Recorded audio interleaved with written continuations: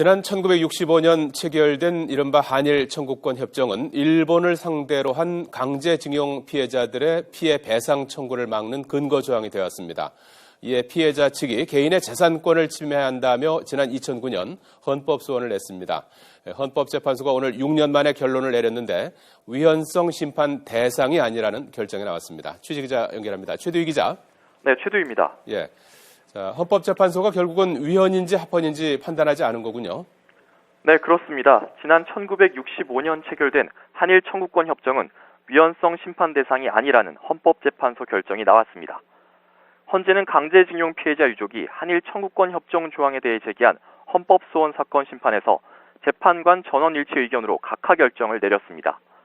헌재는 한일 청구권 협정이 해당 소송에서 다투는 처분의 근거 조항이 아니어서 법률 조항으로 보기 어렵다며 위헌 여부에 따라 재판의 결과가 달라지는 재판의 전제성이 없어 이같이 결정했다고 설명했습니다.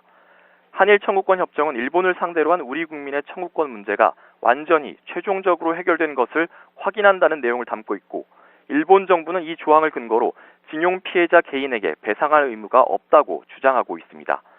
그러나 강제징용 피해자 자녀인 이윤재 씨는 지난 2009년 정부로부터 받게 되는 아버지의 미수금이 너무 적다며 행정소송을 벌이면서 한일 청구권 협정으로 이 같은 다툼이 발생해 재산권을 침해한다며 헌법소원을 냈습니다. 이와 함께 헌재는 정부가 강제징용 피해자에게 미수금과 위로금을 지급하기 위해 마련한 이른바 강제징용 피해자 지원법 조항에 대해서는 합헌 결정을 내렸습니다. 헌재는 소비자 물가 상승률과 환율을 감안한 산정 방식은 나름의 합리적 기준으로 화폐 가치를 반영하고 있다고 설명했습니다.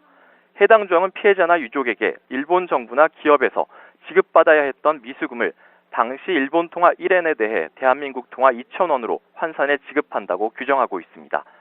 지금까지 YTN 최두희입니다.